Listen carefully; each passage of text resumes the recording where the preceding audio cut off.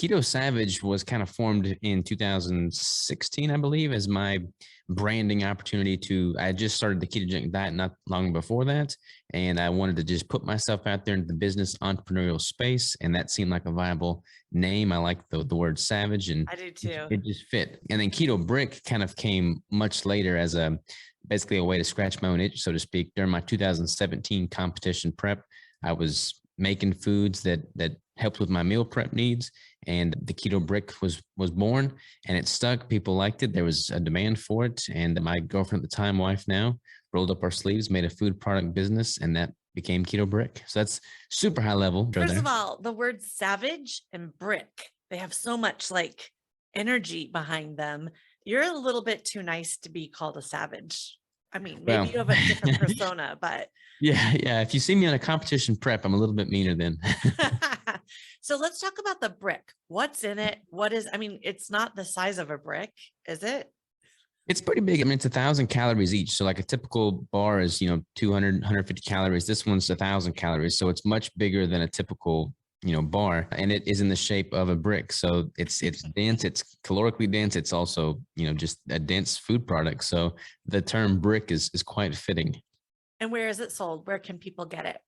It's sold everywhere. We ship worldwide. It's ketobrick.com for the site there. I mean, it's basically just a perfectly shelf-stable ketogenic meal replacement bar. So and are you in stores right now? Yeah. So most of our business is direct to consumer, but we're really tackling the wholesale market, reaching out to various different retailers and having it in stock on the shelves there. But yeah, we do all the production in-house. I've got my employees here in the warehouse right now making these as we speak. And we've done it ourselves from day one. Yeah, business to consumer is one thing. And if you start there, then wholesale, that's a whole nother game. How is that going for you? It's going pretty good. We hired a full-time manager / wholesale, extraordinaire. So his name's Kevin, and he's been making a bunch of sales calls. And we're really just trying to target more mom and pop style shops as opposed to going for like a Walmart. Because a lot of times when, you go to a Walmart or a really big box retailer, they have certain demands on what they want from like an ingredient standpoint. And for us, like we were really specific on the quality of the ingredients and what the actual brick's design and purpose was. So we're really targeting more of the niche markets, like the ketogenic retailers, things of that nature. Mm-hmm. Smart. And then eventually one day you'll just cave and be in every store. What is the shelf life? So we say it's a year, but it's technically longer than a year, but we just put a year on there to play it safe. Okay. I really pay attention to those labels, and I'm hearing in the news they're arbitrary, or, you can eat it or consume it so many months or weeks after. I just go by the label, which probably means I'm buying a lot more stuff than I need to. Yeah, and labels are tricky. I mean, now that I've got a food product business, I've learned so much I would never have known otherwise. Like there's like a 20% amnesty one way or the other for the nutritional accuracy of those labels. One way or the other? Yeah. So you might be eating something that says it's 100 calories, but it may only be 80 or 120. Okay. Yeah. So you don't really know what's in it officially. And like shelf stability is oftentimes not really accurate. There's a lot of inaccuracies in manufactured products, but that's another one of the reasons that we've just kept production in-house from the very beginning, so we just have complete oversight. Okay, one more thing about the Keto Brick. What does it taste like? Well, it does not taste like a Snickers bar. So if you're not following a ketogenic diet and you grab this thinking you're going to be eating a Snickers bar, it's not very sweet by comparison. It's quite a bit saltier. But once you become keto adapted, your flavor palette changes considerably. And you don't honestly want the sweetness. You don't want that. You want more saltiness. So it's got a texture kind of similar to, well, the main ingredient is cacao butter. So it's kind of like a chocolatey, like a dark chocolatey texture. And then we have various different flavors, but yeah, definitely not a Snickers bar. Okay. So you're running this business. What do you focus on and what do you delegate? Yeah, so we all wear many hats. I mean, small business, you wear many hats. So I do a lot of the business strategy, like I do a lot of branding. I record podcasts. I'm writing a book that's getting published this month. So I'm doing a lot more of like big picture branding and strategy stuff. We've got my wife who does a lot of the influencer marketing outreach, and she does like all the payroll. She pays the bills, all that stuff. Kevin is our manager / wholesale guy. And then we have administrative assistant Ellen, who does all of our email correspondence. She packages and ships all the orders. And then we have a full-time media guy, Chip. He does all of our videography. He does all of our photography. He does all of our media work. And then we have 2 employees in the back making the bricks, Bryson and Dylan, and they're out there producing keto bricks every single day.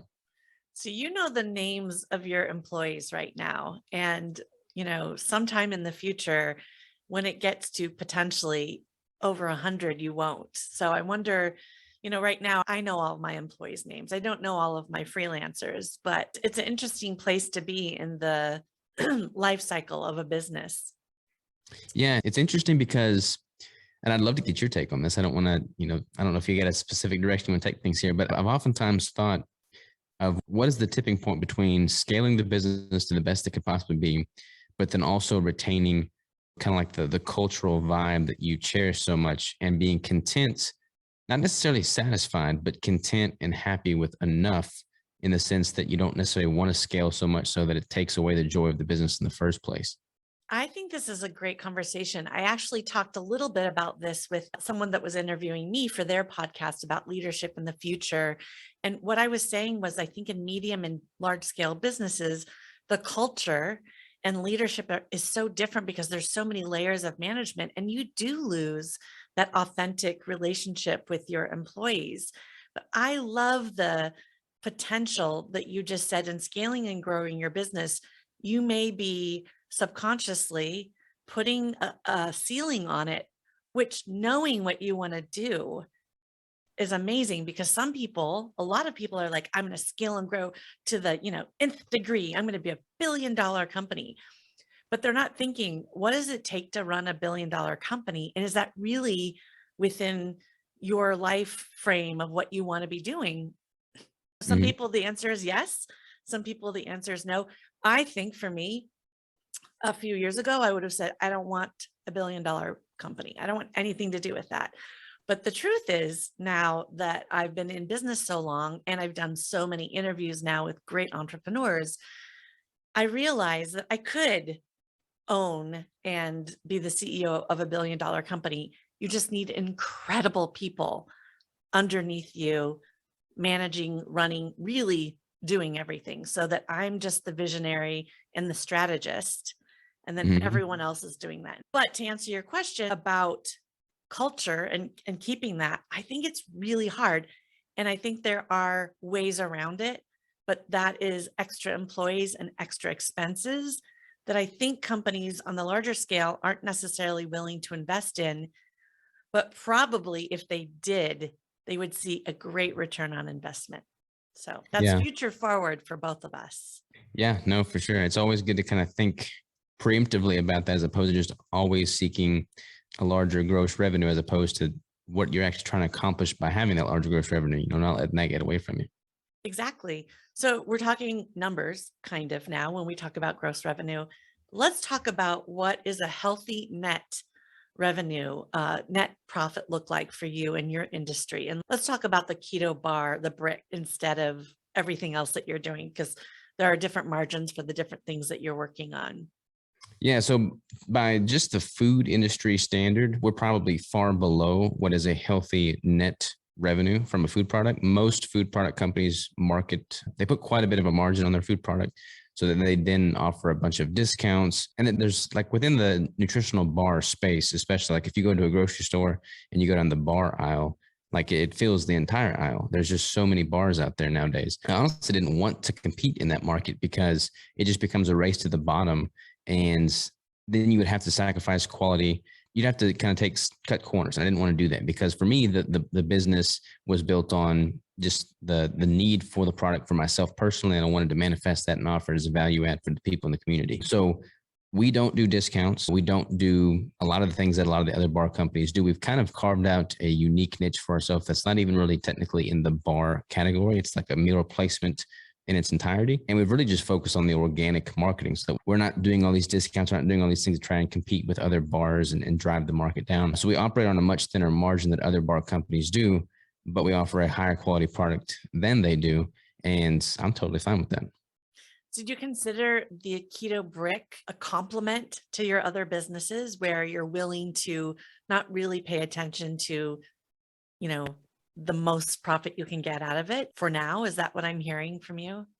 Yeah, I mean, there's so many different avenues of the business. Like the Keto Brick entity brings in the vast majority of the cash flow for sure. But I mean, there's less margin on the Keto Bricks relative to like my online coaching or the books or the online courses, which are mostly on digital products. So by having all of those in tandem, we can stay safe. We're also actually starting an apparel company. We're going to do all of our own screen printing and have our own apparel design. So that'll be a great margin as well, relative to the food product. So really just kind of figuring out different demands within our target market and then giving the people what they want in that regard and staying on brand across all the different sub brands. Yeah, I love that you're really expanding into your brand with things that are really relevant. And it made me wonder, so you're a bodybuilder, you're an athlete, health guru slash health nut, whatever. But you're an entrepreneur and I can really see, the wheels turning. Did you know that you were going to be an entrepreneur and in your own business as a And younger person? I knew that I wanted to. I didn't know how to. And so I had done all kinds of, get rich quick online schemes. I'd done all the YouTube gurus for ways to make money online, drop ship products, sell on Amazon, all that stuff. And nothing really worked for me until, I mean, a big pivoting point for me was when I read Gary Vaynerchuk's book, Crush It, because Mm. that was all about, look, double down on your passion, add value, live and breathe that. And that's what I started doing because I was so passionate about fitness and nutrition, bodybuilding, and the ketogenic diet. So kind of combining all those passions and creating a business and value add out of that led to where we are today. And it's just like, for me, it's very invigorating because I get emails every single day about how something I've said on a podcast or some form of content I put out in a YouTube video or the bricks themselves have had a positive impact on people's health. And for me, that's what it's all about. That's awesome. You mentioned Gary Vee, who at one point he turned me off and then he really just broke through to me. And I really do like what he stands for and what he's putting out there in the world. So I'm going to ask you, are you moving into NFTs and crypto and anything along those lines within your business? I am not. Not that I wouldn't. Not I yet. wouldn't in the future. Yeah. Yeah, but I have not pulled that trigger yet. I mean, I honestly haven't watched much of Gary Vee's stuff lately. He's for a while there, he was just getting very repetitive, and he'll admit to that as well. But that's kind of like the beauty of what he says. Like, it works. He just keeps saying the same thing, and once you've heard it enough times, you just need to stop listening to it and go Right. apply Go it. do it. So that's what I've been doing. I've just been having my head down and putting in the work and not really doing much consuming of content because I'm doing much more creating of content. Mhm. But yeah, I know he's hot on NFTs right now, Yeah. and I haven't had enough mental bandwidth to dive into that world just yet, but I probably should. Yes. I was telling the guy that was interviewing me yesterday, NFTs, the metaverse, all of that stuff, it's not the future. It's actually right now. And I can't think of anything like right off the top of my head that would be an absolute fit. But I would encourage you to start looking at that, whether it's Gary Vee or Mark Cuban or whoever touting it. It really is now. And you have such a young, incredible brand to be able to introduce something to your market that seems like it's ahead of times might be cool. Okay, I don't know how this turned into me giving you advice that you didn't ask for, but what is the biggest challenge that you're facing today in running, scaling, owning, operating your business? Well, having a physical product these past 2 years have been interesting from like a supply chain standpoint because all the prices have increased. Like FedEx and USPS have all increased their prices on me like 6 times, I want to say, in the last 2 years. So really kind of making sure that doesn't cut too deeply into my margins, and then just being strategic in how I continue to brand and grow the business has been good. Like all of my suppliers, their prices have increased on ingredients and things of that nature. So staying ahead of the curve in that regard has been challenging. I think once you have employees, I feel like managing people is without a doubt the hardest overarching aspect in a business.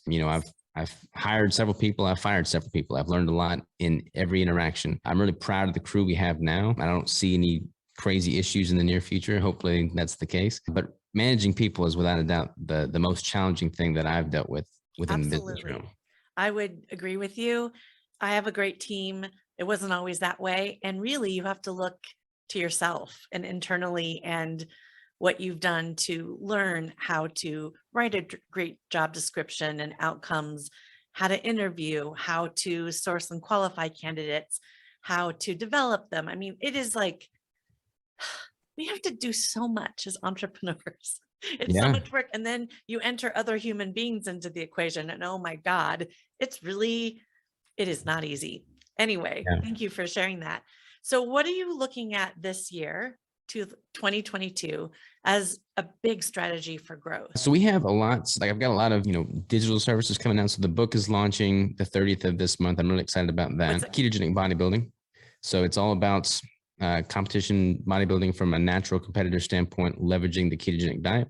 I'm going to be building out a companion course that accompanies that later in the year. I've got a baby on the way due in May. So that amidst all the business stuff is going to be interesting for sure. And then Amazing. with the Get a Keto Brick night business. nurse. If you have a night nurse, I've heard, I did not get the opportunity to do this, but it sounds so luxurious.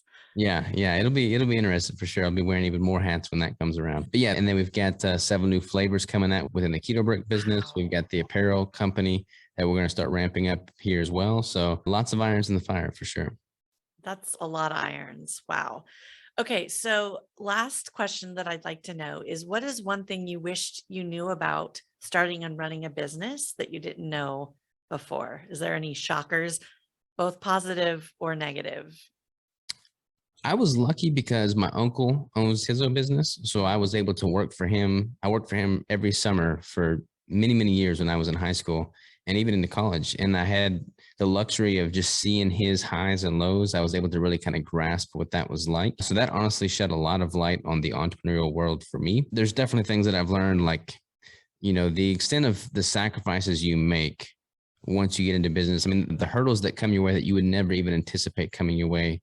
And then, like, if someone was to give me a list at the beginning of all the things I would have to do to be successful in business, I don't think anybody would check off on that list and say, okay, yeah, this is what I want to do with my life. No, we It's just shouldn't like, let anyone know these things, because nobody would say, you know what, that's for me. yeah, it's like just daunting and overwhelming. But once you start getting into it, you start getting some momentum, you just start tackling those obstacles one by one day after another, and you're able to kind of make it through it all. But for anybody that doesn't have a clue, what I would recommend doing is simply finding somebody that's doing something similar to what they can see themselves wanting to do, and then just spend as much time with them as possible. See them in the highs, see them in the lows, and then make sure that's what they actually want to do. Because the entrepreneurial life is not like this glitz and glamour life that everybody likes to tout it as. I mean, that's just not the reality. I love the life of an entrepreneur, but it is not for everybody. So really kind of putting yourself in somebody's shoes that is in the trenches doing it, so that you can gain a clear perspective of the highs and the lows, is going to be really good.